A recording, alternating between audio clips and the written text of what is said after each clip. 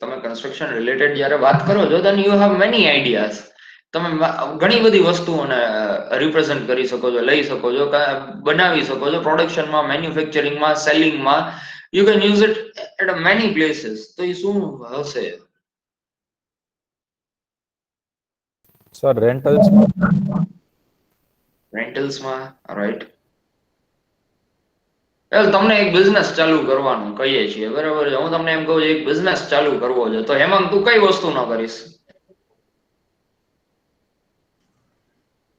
હું તો structure design નો કરીશ. ચાલ, કન્સલ્ટન્સી નથી કરવી, ક્યાંક એમાં ટ્રેડ થાય એવું કરવું, તો શું કરીશ? કા ટ્રેડ, કા મેન્યુફેક્ચરિંગ, કા સર્વિસ. ચલો, સર્વિસ બેઝમાં આવી આપણે તે કન્સલ્ટન્સી વાત કરી, it is service base industries. Service base ઇન્ડસ્ટ્રીમાં તમારે શું રિક્વાયર્ડ હોય છે? What are your requirement in service base industry? Degree જોઈએ અને એક્સપિરિયન્સ જોઈએ. શું જોઈએ તમારે? ડિગ્રી અને experience. Degree, experience and validated certification to start your practice. એટલે કે લાયસન્સ જોઈએ. વેલિડેટેડ લાયસન્સ જોઈએ. એટલે એક્સપિરિયન્સ, સર્ટિફિકેશન્સ એન્ડ યોર ડિગ્રી, આ ત્રણ વસ્તુ રિક્વાયર્ડ છે. This is your basic investment. Else you don't need any investment. બરાબર વાત છે. પણ હું જ્યારે પ્રોડક્શનની વાત કરું અથવા કે કોઈ સર્વિસ બેઝની વાત કરું, for example you are contractor, તો એ સર્વિસ બેઝ ઇન્ડસ્ટ્રી થઈ. તમે બિલ્ડર છો તો તમે મેન્યુફેક્ચરિંગ ઇન્ડસ્ટ્રીઝમાં છો, અને પ્રોડક્શનમાં છો. Production because you are investing a huge amount અને તમે એને સેલ કરશો પ્રોડક્ટને બનાવીને, બરાબર? તો હું આવી કોઈ ઇન્ડસ્ટ્રીઝમાં તમે કહી શકો મને? Cement manufacturing plant. હા, બરાબર છે. Fly ash block manufacturing plant. હા, એક મિનિટ નેવિલ, હું આવું છું. I will be coming to everyone. તો બરાબર છે. હવે તો cement manufacturing plant as a one thing. Okay. Now આપણે કોઈ બીજી એક વસ્તુને, તો ધ્રુમિત, તને શું કરવું છે ભાઈ? તને બિઝનેસ આમ આપણે એમ કહીએ કે મોજ કર, તને 30 કરોડ રૂપિયા આપીશ, તો તું શું બિઝનેસ બનાવીશ?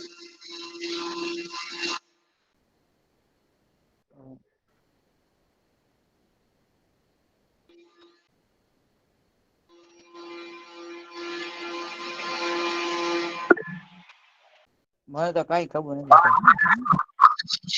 શું છે? કઈ વિચાર નથી આવતો. આને કઈ નથી કરવું, જીવનમાં મોજ જ કરવી છે ખાલી. વાહ, a new concept. ડિમાન્ડ ઉપર હોય ને સાહેબ, ઈ તો હે ડિમાન્ડ શેની છે માર્કેટમાં? ડિમાન્ડ તમે એનાલાઇઝ કરી. ફોર એક્ઝામ્પલ, અત્યારે મેં તને 25 કરોડ રૂપિયા આપ્યા છે, તને એમ કીધું કે તું સેટઅપ કર, બરાબર છે? તો તું શું સેટઅપ કરીશ? તું ચિંતા કરતો નહીં, હું આપવાનો નથી, તારી પાસે છે નહીં, પણ તને ખાલી વિચારવાની વાત છે અત્યારે.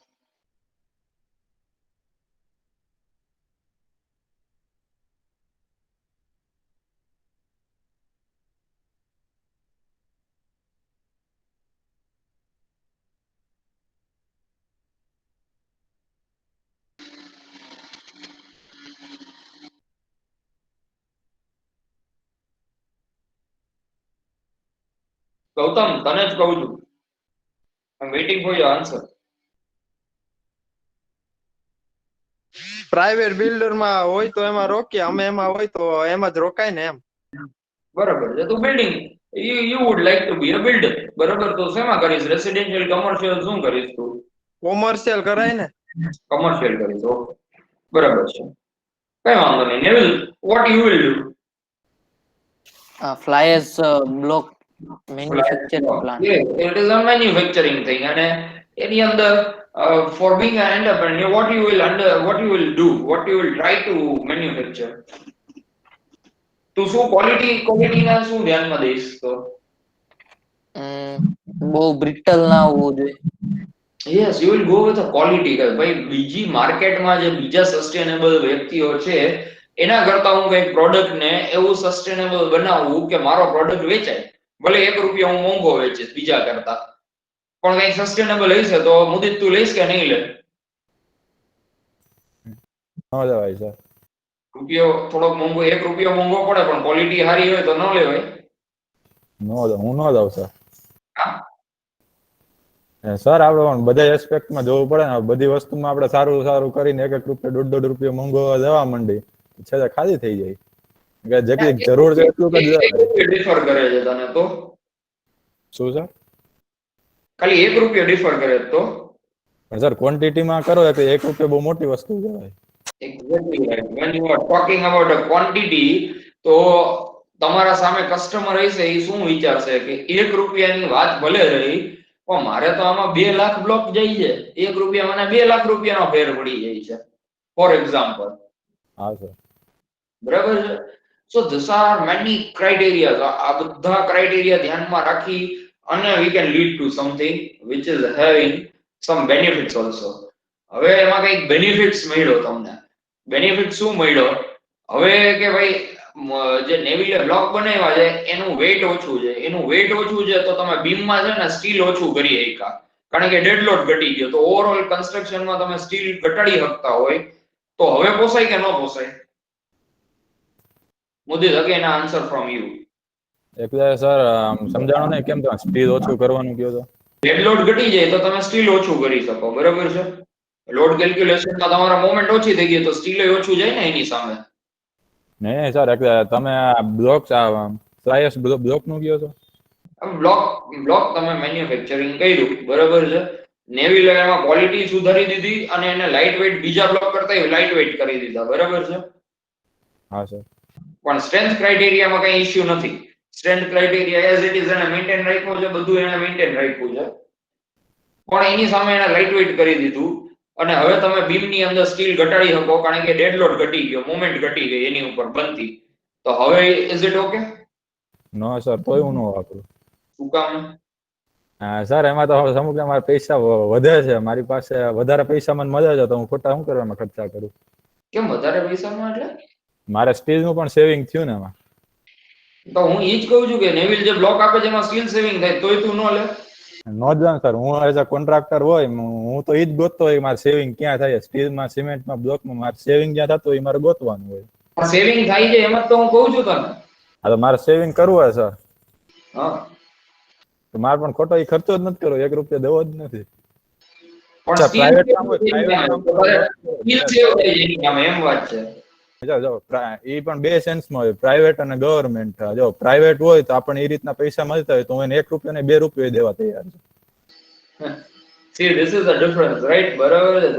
So this is the difference કે જ્યારે કસ્ટમરને તમે કંઈ પણ પ્રોડક્ટ નવું પણ ઇન્ટ્રોડ્યુસ કરો છો, નવું એટલે કે કંઈ પણ નવું ટેકનોલોજીકલી ગુડ છે, એ લોકોના સેવિંગ્સ પણ થાય છે, બધુંય થાય છે, still they are not agreed to purchase that. બરાબર? એટલે when you are an entrepreneur, you have to take all these things into the consideration. 1, 2, 3, 4 વાત નથી, બધી વસ્તુને તમારે કન્સિડરેશનમાં લેવી પડે અને જ્યારે તમે એને કન્સિડરેશનમાં લ્યો ત્યારે તમે એને ધ્યાનમાં લઈ અને આગળ વધી શકો. So you have to move on with all this consideration also.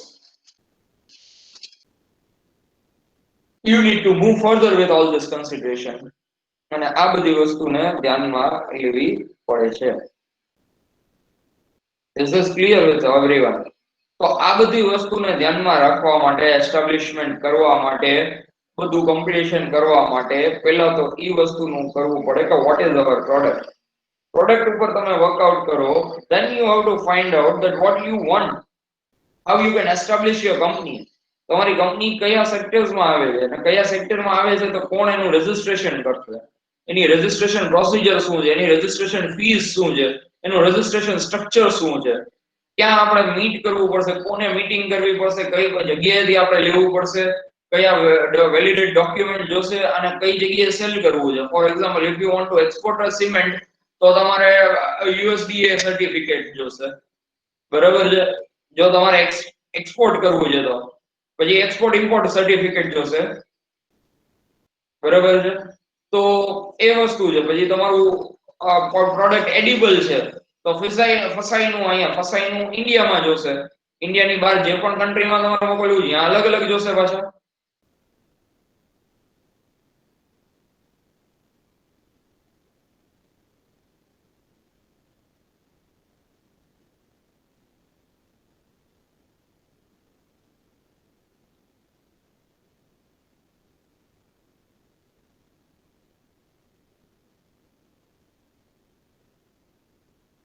Is it clear? Yes sir. Yes, sir.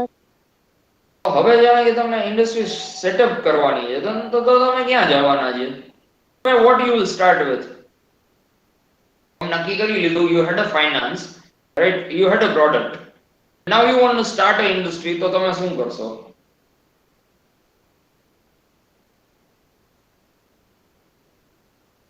What will be your first step? This is you can have your first step. તો તમે શું first step શું હશે તમારો? Sir marketing કરશું પહેલા તો. Okay, બીજું કોઈ ના કઈ? સર આપણે હા હા, સર આપણે પહેલા તો કે કયા સિટીમાં કે કયા એરિયામાં શું ટેક્સેશન છે કે કઈ કઈ ટાઈપ્સનો ટેક્સીસ લાગે છે એ બધું પહેલા જોઈને સિટી નક્કી કરશું. ઓકે. તમે સ્કોપ તમારો નક્કી કરી અને તમે સ્કોપને નક્કી કરીને સિટીને કોન્સન્ટ્રેટ કરશો. Very good. ચલો, you concentrated your city also. Now any governing bodies સાથે રહીને એ લોકોના કયા કયા નોર્મ્સ છે એ ફોલો કરશું. Now that is the first and prime thing કે ગવર્નિંગ બોડી જોડેના નોર્મ્સ ને તમે ઇમ્પ્લિમેન્ટ કરવાનું થશે. તો જ્યારે તમે ગવર્નમેન્ટ બોડીઝ ને નોર્મ્સ ને એ બધી વસ્તુને ધ્યાનમાં રાખી અને જ્યારે તમે ઇમ્પ્લિમેન્ટેશન ની વાત કરો છો તો at that time what you have to see is કે ભાઈ આપણી જે કંપની છે આને આપણે કઈ રીતે રેગ્યુલરાઇઝ કરશું.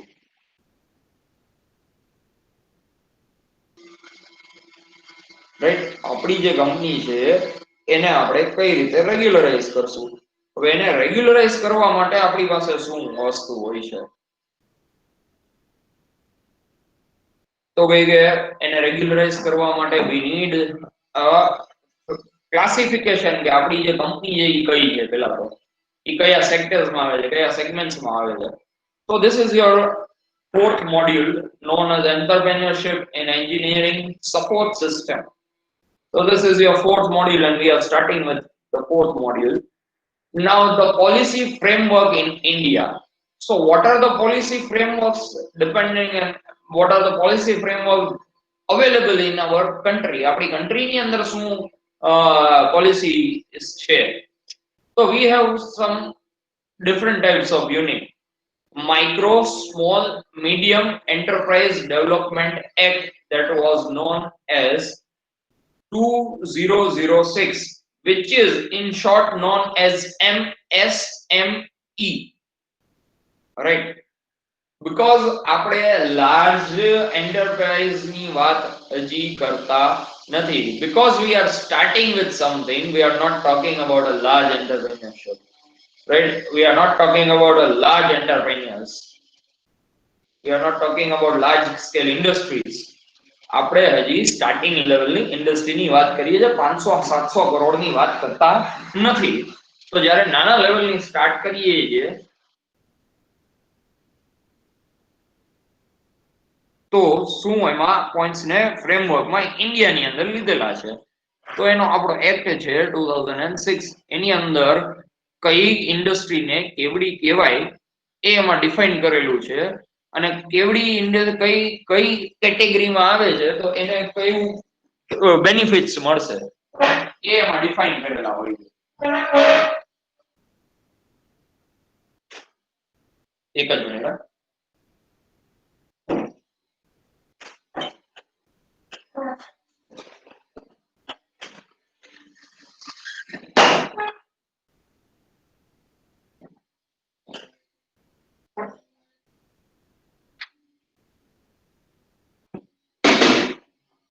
ઓકે, તો ઈ કઈ ઓલામાં આવે છે એમાં એને ડિફાઇન કરેલા છે.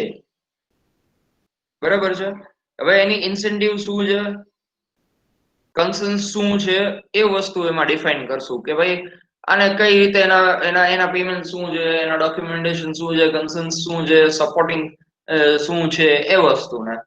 પછી ફાઇનાન્શિયલ સપોર્ટ સ્કીમ્સ જે છે એનું ફ્રેમવર્ક એક ક્રિએટ કરેલું છે કે ફાઇનાન્શિયલ સપોર્ટિંગ સ્કીમ્સ કઈ કઈ છે કે તમને શું આપે છે. એમએસએમઈ ને અત્યારે ગવર્મેન્ટે હમણાં જ ડિક્લેર કર્યું હતું, રાઈટ, ડ્યુરિંગ COVID-19 કે ભાઈ તમને અમે લોન આપશું અને એ લોન 4% વ્યાજ ઉપર આપશું, 4% rate of interest, which is really very good.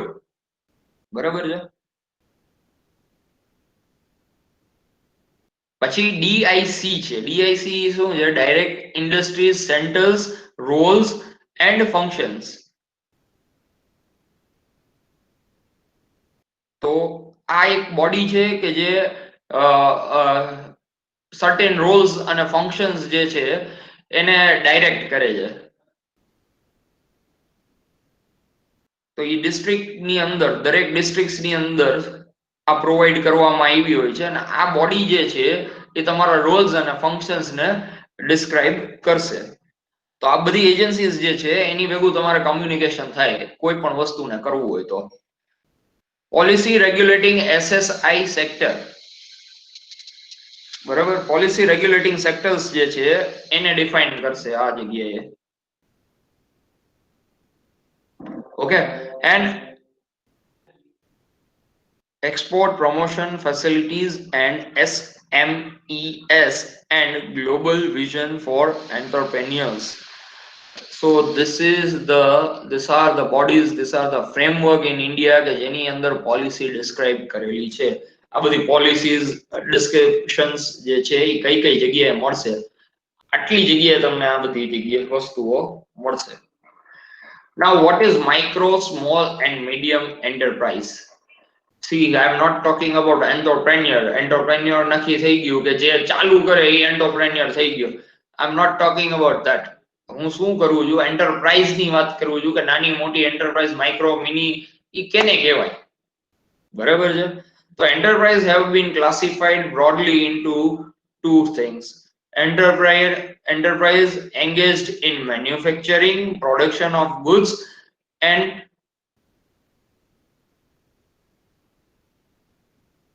a partition to any industry,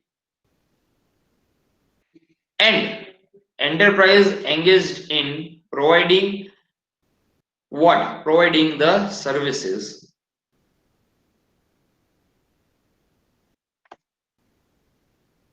So બે અલગ અલગ તો શું છે કે બે અલગ અલગ વસ્તુમાં ડિસ્ટ્રીબ્યુટેડ થયેલી છે. આખી આપણી જે પણ હોય છે, કોઈ પણ ઇન્ડસ્ટ્રીઝ ની વાત કરીએ કે કોઈ પણ સેક્ટર્સ ની વાત કરીએ તો પહેલા તો એન્ટરપ્રાઇઝ ને આપણે બે સેક્ટર્સ માં ડિવાઈડ કરીએ છીએ. એક છે એ મેન્યુફેક્ચરિંગ સેક્ટર છે અને બીજું છે એ સર્વિસ સેક્ટર છે. તો આપણે જ્યારે સિમેન્ટ ફેક્ટરીની હેમાંગે વાત કરી તો એ કયું સેક્ટર થઈ ગયું આની અંદર? મેન્યુફેક્ચરિંગ સેક્ટર થઈ ગયું. પણ જ્યારે ગૌતમે કોન્ટ્રાક્ટર ની વાત કરી તો તમારું સેક્ટર કયું થયું? સર્વિસ સેક્ટર આવી ગયું. એક્ઝેક્ટલી, કે જ્યારે આ બે વસ્તુમાં એક અલગ અલગ ઇન્વેસ્ટમેન્ટ છે એટલે અલગ રીતની વાત થઈ. મેન્યુફેક્ચરિંગ એ એક આખું અલગ સેક્ટર છે અને સર્વિસ એ આખું અલગ સેક્ટર છે. જો આપણે કોઈ પણ વસ્તુને સર્વિસ પ્રોવાઈડ કરી દઈએ, જાણે કે કડિયા પ્રોવાઈડ કોન્ટ્રાક્ટર કરે એટલે એ સર્વિસ સેક્ટર થઈ ગયું. પણ મટીરીયલ પ્રોવાઈડ કરવાનું કામ કંપનીઝ નું, મેન્યુફેક્ચરિંગ પ્લાન્ટ નું છે એટલે એ કઈ સેક્ટર થઈ ગયું? તો અગેન મેન્યુફેક્ચરિંગ સેક્ટર. તો આ બે અલગ અલગ સેક્ટર્સ આપણે એન્ટરપ્રાઇઝમાં કન્વર્ટ થતા હોય છે.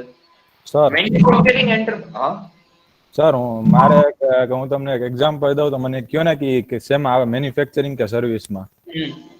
સર હવે ઇન કેસ જો આપણી પાસે બહુ મોટા મોટા હોય, જેમ કે 24 ટાવર બનાવવા છે, ફ્લેટ્સ બનાવવા છે, તો એ બધામાં આપણે ઉપર વોશ એરિયા પાસે મેશનરી વર્ક આવે, પછી આપણે જે ટેરેસ ઉપર હોય તો ત્યાં મેશનરી આવે. તો સર એ બધું હોય તો એમાં આપણે જેમ બ્રિક્સ હોય તો ફૂલ બ્રિક્સ ની જરૂર ન હોય કે કમ્પલસરી ન હોય કે ફૂલ બ્રિક્સ જ વાપરવાની, એમાં આપણી પાસે કટકા ને એવું બધું હોય વાપરી શકીએ. તો સર અમુક એવા લોકો હોય કે જે આપણને એમાં સેવિંગ કે આમાં તમે ફૂલ બ્રિક વાપરો તો તમારે આટલો ખર્ચો થશે, આમાં કટકા વાપરો તો આટલો ખર્ચો થશે. એ આપણને એસ્ટિમેટ કાઢી દે. પછી એ લોકો જેમ કે આપણી પાસે જેમ કે બ્રિક્સના કટકા ન હોય તો એ લોકો બ્રિક્સના અને સ્ટીલના કટકા બધું ગોતી દે આપણને, બનાવડાવી પણ દે અને એસ્ટિમેટ પણ દે. તો એ શેમાં આવે sir? It is a service sector. Sir પણ એ લોકો બધું આપણને ગોતી દીધું ને બનાવી દીધું? એ બનાવી નથી દીધું, એને ગોતી દીધું છે તમને. જો એને જ્યાંથી એક જો ઈ ક્યાંક પ્રોડક્ટ કરે છે, પ્રોડક્ટ ને ઈ બિલ્ટ અપ કરે છે, તો ઈ મેન્યુફેક્ચરિંગ થઈ ગયું. પણ તમને ઈ કન્સલ્ટ કરે છે અને ક્યાંકથી સર્ચ કરી અને તમને પ્રોવાઈડ કરે છે, ઈ તમારો પ્રોવાઈડર છે, તો ઈ સર્વિસ સેક્ટર થઈ ગયું. સર એ નો સમજાણું કઈ રીતના તમે કીધું. એને પોતે બનાવી છે બ્રિક, જે તને પ્રોવાઈડ કરી ઈ બ્રિક ઈ પોતે બનાવે છે, ના સર, તો ઈ મેન્યુફેક્ચરર કેમ થયો? પણ સર એને વોલ તો બનાવી દીધી ને પણ બધી. ઈ વોલ બનાવી દે છે, ઈ આખું સેગમેન્ટ અલગ થઈ ગયું, ઈ સર્વિસ સેક્ટરમાં આવી ગયું. બીકોઝ ઈ વોલ નું મટીરિયલ જે છે ઈ પ્રોડક્શન નથી કરતો. વોલ ની અંદર material, for example cement use થાય તો સિમેન્ટ એને બનાવી નથી, બરાબર છે, એને ખાલી અટેચ કરી છે એને. એટલે again it is a service જે એને પ્રોવાઈડ કરી છે. પછી શું કર્યું તો કે એની અંદર તારે બીજું શું યુઝ થયું છે? સેન્ડ યુઝ થઈ છે. તો સેન્ડ જે છે ઈ એને પ્રોડક્શન નથી કર્યું, એને શું કર્યું છે? એને બનાવી દીધું છે. એને તને થોડુંક પ્રોડક્શન થાય, હે ચેન નું પ્રોડક્શન થોડુંક એનું તો એક્સટ્રેક્ટ થાય ને. એક્સટ્રેક્શન થાય, પણ ઈ જે હોય ઈ વસ્તુ હું ઈ જ કહું છું કે ભાઈ કોઈ વસ્તુ જે એક્સટ્રેક્ટ થાય તો એક્સટ્રેક્ટ થઈ જાય, પણ તો ઈ is not a producer for this. ઈ એક્સટ્રેક્ટર નથી. ફોર એક્ઝામ્પલ માઇનિંગ એને કર્યું હોય તો ઈ એક્સટ્રેક્ટર છે, ઈ મેન્યુફેક્ચરમાં આવી ગયો. ચાલ એને એક્સટ્રેક્ટ કર્યું તો ઈ મેન્યુફેક્ચરમાં છે, પણ એને તો ઈ નથી કર્યું. Okay sir. અને આ ઇન્ડસ્ટ્રીઝ ને શેના માટે કરીએ છીએ કે જે સર્વિસ સેક્ટર ઇન્ડસ્ટ્રી છે, જાણે કે એમાં એને 25 લાખનું ઇન્વેસ્ટમેન્ટ થઈ ગયું છે, તો એની સોરી મેન્યુફેક્ચરિંગમાં કંઈક એને ઇક્વિપમેન્ટ ને મશીનરીઝ ને આન તેન બધું લીધું છે, એનું ઇન્વેસ્ટમેન્ટ હાયર સાઇડ છે. જ્યારે સર્વિસ સેક્ટર છે એનું ઇન્વેસ્ટમેન્ટ લોઅર સાઇડ છે. આપણે તો આ બે વસ્તુને ડિસ્ટિંગ્વિશ કરવા માટેની વાત છે આખી. ઓકે સર, અત્યારે આપણે ખાલી ફેક્ટરી અને ઓન સાઇટ જે વર્કર્સ હોય એની વાત કરી છે. એની વાત નથી કરતા, આપણે ખાલી ઇન્ડસ્ટ્રીઝ ની વાત કરીએ છીએ કે કયા ટાઈપની છે, શું ઓલી છે. ભલે એને ડિસ્ટિંગ્વિશ કરી શકાય, જે તે કીધું એવી રીતે ડિસ્ટિંગ્વિશ કરવી જ છે, બટ એ સર્વિસ પ્રોવાઈડર છે. તને બિલ્ડિંગ બનાવી દીધું, તમે મેન્યુફેક્ચરર છો, બિલ્ડિંગ બનાવવા વાળા બિલ્ડર જે છે હી ઇઝ અ મેન્યુફેક્ચરર, બરાબર છે, હી ઇઝ અ પ્રોડ્યુસર. ઈ પ્રોડક્ટ બિલ્ડર તો સર્વિસમાં નો આવે, ઈ કેવી રીતના મેન્યુફેક્ચરર થાય builder? Because he is investing somewhere. Sir બિલ્ડરે બિલ્ડિંગ બનાવ્યા તો એ મેન્યુફેક્ચરિંગમાં આવે. ઓબ્વિયસલી બિલ્ડરે સર નહીં તો આ દિવાલ બનાવી તો એ મેન્યુફેક્ચર નો કહેવાય? પ્રોડક્શન, પણ તમે એના માટે પૈસા એને ક્યાં રોક્યા છે? તમને સર્વિસ જ પ્રોવાઈડ કરી છે એને. ઓકે સર, પૈસા તો મારા જ રોકાણા છે. પૈસા તો તારા જ રોકાણા ને એઝ અ બિલ્ડર અત્યારે. અને કદાચ એને રોક્યા તો ઈ not, that is not a handsome amount. ઈ એવી હેન્ડસમ અમાઉન્ટ એને નથી રોકી. તમે કોન્ટ્રાક્ટર નું બિલિંગ કેટલા ટાઈમે કરવું પડે? મહિને 2 મહિના. મહિના 2 મહિના. તમારું બિલિંગ ક્યારે થાય? જ્યારે પ્રોડક્ટ સેલ થાય. હા સર. પ્રોડક્ટ કોની થાય? પ્રોડક્ટ અમારી થઈ. બરાબર છે. તો મેન્યુફેક્ચરર કોણ થયો પ્રોડક્ટ નો? અમે જ. એટલે this is the difference between your service and between your production. એના વચ્ચેનું એક બેઝિક ડિફરન્સ આ છે. Okay sir. Okay. So manufacturing enterprise have been defined in a terms of investment in plant and machinery. See, we came to this, right? Excluding lands and buildings and features classified into, right? Excluding, ભલે આ તો બીજી વાત છે, બીજી industries ની વાત છે, એના માટે એ લોકોએ એક્સક્લુડ કર્યું. પણ જ્યારે કન્સ્ટ્રક્શન જ કરતા હોય અને ઈ જ ઇન્ડસ્ટ્રીમાં આપણે રિયલ એસ્ટેટમાં હોય ત્યારે લેન્ડ અને બિલ્ડિંગ જ ખરેખર એક પ્લાન્ટ અને ઇન્વેસ્ટમેન્ટ છે, બરાબર છે. હવે micro એન્ટરપ્રેન્યોર્સ investment up to 25 lakhs, જે માઇક્રો જે આપણે એન્ટરપ્રાઇઝીસ ની વાત છે, ઇન્વેસ્ટમેન્ટ ટુ 25 lakhs જ્યારે પ્રોડક્શનમાં છે ત્યારે. The service enterprise have been defined as a terms of their investment in equipment excluding lands and building and featured classified into the micro enterprise investment up to 10 lakhs. તો service ઇન્ડસ્ટ્રીઝમાં છીએ તમે અને તમે 10 લાખ સુધીનું investment કરો છો. આ categorise મેં નથી કર્યા.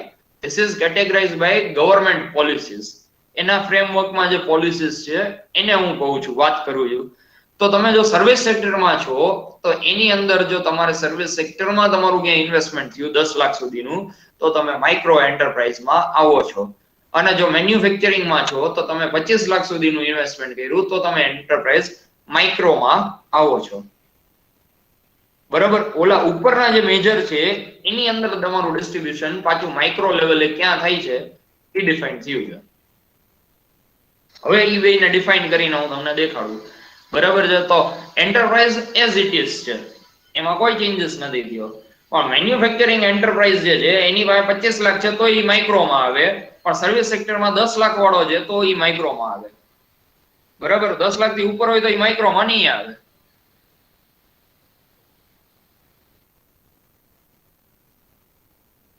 બરાબર. Up to 10 lakhs, up to 10 lakhs અને up to 25 lakhs, up to 25 lakhs, sorry આગળ વધી ગયા, up to 25 lakhs is in a micro industry. હવે સ્મોલ એન્ટરપ્રાઇઝ કેને કહેવાય? આ તો માઇક્રો હતું, માઇક્રો થી હવે થોડુંક ઉપર આવ્યા સ્મોલ એન્ટરપ્રાઇઝ. તો એ સ્મોલ એન્ટરપ્રાઇઝ જો મેન્યુફેક્ચરિંગ ની અંદર છે તો એ ક્યાં છે? તો કે above 25 lakhs up to 5 crore investment જો છે તો એ સ્મોલ એન્ટરપ્રાઇઝ છે. અને સર્વિસ એન્ટરપ્રાઇઝ ની અંદર જો એનું ઇન્વેસ્ટમેન્ટ 10 લાખ થી લઈ અને 2 કરોડ સુધી છે તો એ સર્વિસમાં સ્મોલ એન્ટરપ્રાઇઝમાં છે.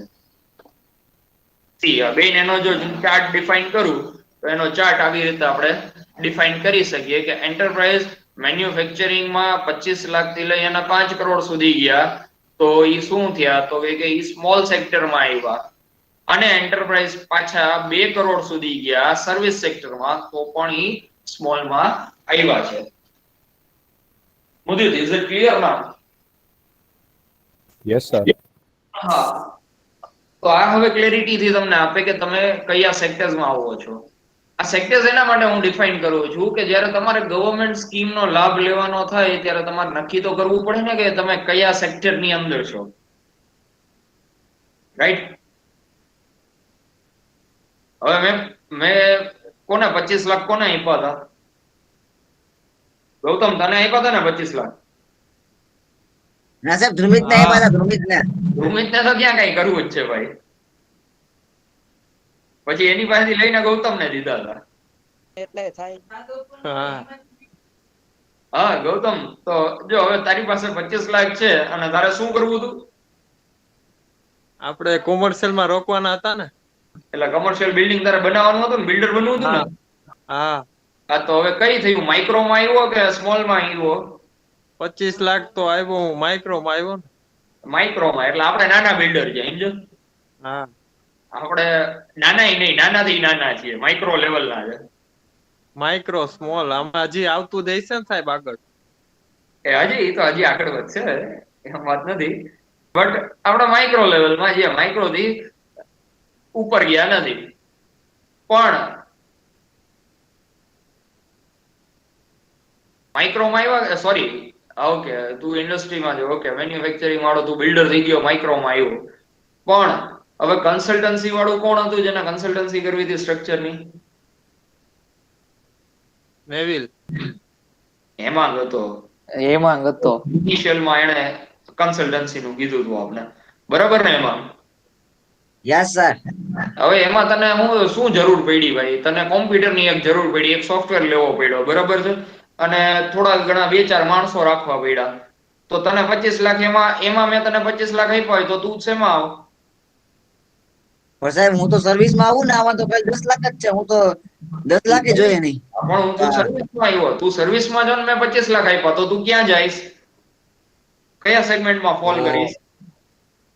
તો હું સ્મોલ માં આવીશ ને. તું સ્મોલ માં આવી જઈશ, સમજો? હા. તો ધીસ ઇઝ અ ફ્રેમવર્ક. આ ફ્રેમવર્ક ને ડિફાઇન થયેલી છે, આવી રીતે આખી ફ્રેમવર્ક ડિફાઇન થયેલી છે. અને આ માઇક્રો થી નીચે કઈ ન હોય? આવશે માઇક્રો થી નીચે નહીં, બસ. પછી એને ધંધો ન કહેવાય ભાઈ, કે જરાક તો ઇન્વેસ્ટમેન્ટ જોઈએ જ, એમ આટલું તો જોઈએ જ છે માણસને. અને સર સર્વિસમાં 5 લાખ વાળો શેમાં આવે? શું કે? સર્વિસ એન્ટરપ્રાઇઝમાં 5 લાખનું ઇન્વેસ્ટમેન્ટ કર્યું હોય તો એ શેમાં આવે? So it is in a micro because up to 10 lakhs છે. See, this is a definition. Up to 25 lakhs and up to 10 lakhs. Okay sir. So when up to it comes up to, it starts from 0 to up to. Okay sir. Okay. Sir Yes. તો in case આપણે ક્યારે ગવર્મેન્ટે decide કર્યું કે micro વાળાને બધાને 20-20 લાખ રૂપિયા દેવા છે, હમ તો જેનું 2 લાખનું ઇન્વેસ્ટમેન્ટ હોય એને 20 મળે, જેનું 10 નું હોય એને 20 મળે, એવું થયું? એવું નતું. જ્યારે ગવર્મેન્ટે ડિસાઈડ કર્યું કે ભાઈ મને અમારા માઇક્રો અને સ્મોલ ફાઇનાન્સીસ જે છે, એટલે સ્મોલ ઇન્ડસ્ટ્રીઝ જે છે એને પૈસા આપવા છે, ત્યારે એ લોકોએ નક્કી કયા બેઝિસ ઉપર કર્યું કે એને કયા બેઝિસ ઉપર પૈસા આપવા છે, ડિપેન્ડિંગ અપોન એની સીસી કેટલી છે. Now do you know what is CC? Centre to centre નહીં. બિઝનેસ ની અંદર સીસી એટલે કેશ ક્રેડિટ છે. તમને કોઈ પણ બેંક એક ક્રેડિટ આપતી હોય તમારા ટર્નઓવર્સ ઉપર, તમારા અમુક એના ગેરંટીઝ ઉપર, એ સેફ અને અનસેફ ક્રેડિટ્સ તમને આપતી હોય છે. બેંક તમને ક્રેડિટ પ્રોવાઈડ કરતી હોય. આ ક્રેડિટ જે છે એ કેવા ફોર્મમાં હોય કે તમારે રોજનું વ્યાજ રોજ ઉપર હોય.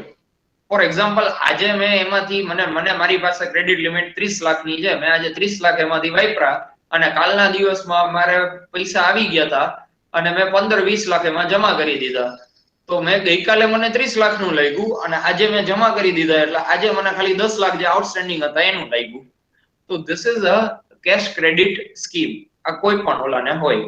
તો આ કેશ ક્રેડિટ સ્કીમ એટલે કોણે કેટલી સીસી લીધી છે એના ઉપર એને પૈસા મળ્યા છે, એના ઉપર પર્સન્ટેજ વાઇઝ પૈસા મળ્યા છે.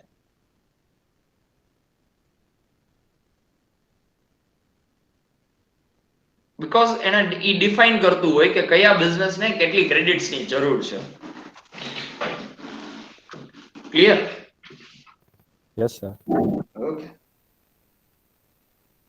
So now we come to the medium enterprise. Medium enterprise from 5 crore above to 10 crores, it comes to the medium enterprise.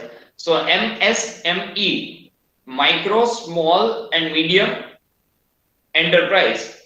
Any વાત થઈ ગઈ, બરાબર? So now we are off to medium level enterprise.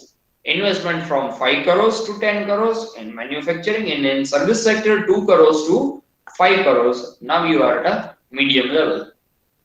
બરાબર છે? હવે આપણે medium level સુધી પહોંચી ગયા. તો આપણું MSME નું સ્ટ્રક્ચર જે છે એ અહીંયા પૂરું થઈ ગયું.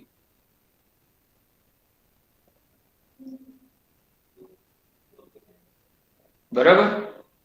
MSME સ્ટ્રક્ચર જે હતું એ આપણું અહીંયા કમ્પ્લીટ થાય છે.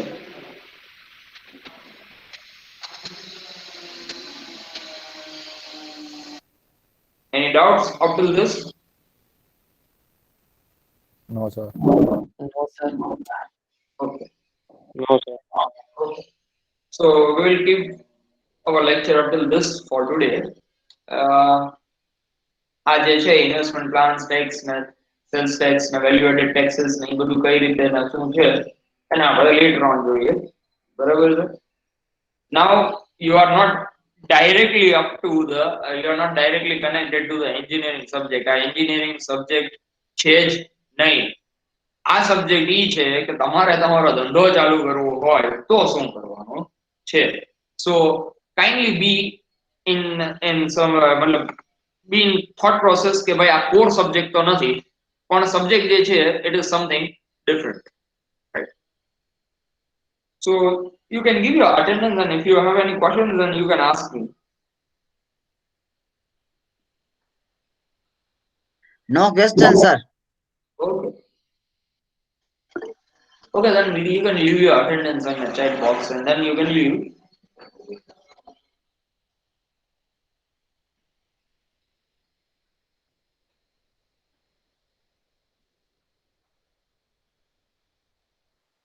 Sir Yes. સર તમે જે આ મેન્યુફેક્ચર અને સર્વિસીસ નું કીધું, સર એમાં કોઈ બિલ્ડર એવો હોય જે ખુદ જ મેન્યુફેક્ચર કરતો હોય અને ખુદ જ સર્વિસ પ્રોવાઈડ કરતો હોય તો એ શેમાં આવે? For example? સર આ જેમ કે મૂડીઝ ને ઓલા RMC પ્લાન છે, બરોબર? તો હવે ઈ કોઈ રેસિડેન્ટ એરિયા બનાવે તો હવે ખુદ જ મેન્યુફેક્ચરિંગ બધું કરશે, જાણે કે બ્રિક હોય, સેન્ડ હોય. હવે એની પાસે ખુદના પ્લાન છે ને ઈ પોતે જ કરે છે મેન્યુફેક્ચરિંગ. તો પણ ઈ બે એક જ he is a producer, he is a manufacturer. A service પોતે પ્રોવાઈડ ભલે કારણ કે પોતે પોતાની જ જગ્યા ઉપર પ્રોવાઈડ કરે છે ને. હા હા, તો he is a manufacturer. E ultimatum એનું શું છે, પ્રોડક્ટ બનાવવાનું, બરાબર છે. એનો અલ્ટિમેટમ એનો આરએમસી પ્લાન્ટ શેના માટે હતો? કારણ કે એની પ્રોડક્ટ બનાવવી છે. હા હા, તો ધેટ્સ ઇટ. એટલે સર એટલે બે વસ્તુ ઈ જ કરે છે તો એ તો બે એક જ કહેવાશે ને. મેન્યુફેક્ચર ઈ જ કરે ને સર્વિસ ઈ જ કરી. મેન્યુફેક્ચરર જ છે, એટલે ઈ ખાલી મેન્યુફેક્ચરર જ છે. ખાલી એની પાસે આરએમસી હોત ને તો ઈ મેન્યુફેક્ચરર ગણાત, અને બિલ્ડર છે તો મેન્યુફેક્ચરર ગણાય, બરાબર છે. તો વચ્ચેથી ટ્રાન્સફર કરવા માટે જો કોઈ બીજી કંપની એજન્સી હોત તો ઈ સર્વિસ સેક્ટરમાં આવત, પણ ઈ બીજી તો છે જ નહીં, પોતાની જ એજન્સી કરે છે. હા એટલે જ, કેમ કે ઘણા બિલ્ડર્સ એવા હોય કે જેની પાસે ખુદનું મેન્યુફેક્ચરિંગ હોય. હા, એનો ટ્રાન્ઝિસ્ટ મિક્સર જે હોય, એનો બોર્ડ જે હોય ટ્રાન્ઝિસ્ટ મિક્સરનો, બરાબર, એનો પ્રોવાઈડર કોઈ બીજો હોય તો ઈ એમાં આવે. હા તો પણ એ ખુદ એક જ હોય એટલા માટે. હા, આ તો ખુદ એક જ છે, પોતે જ છે, તો ક્યાંથી એમાં આવે?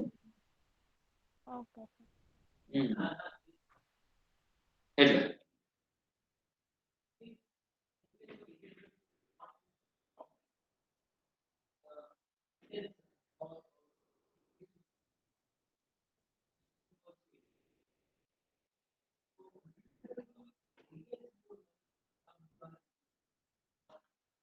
રજ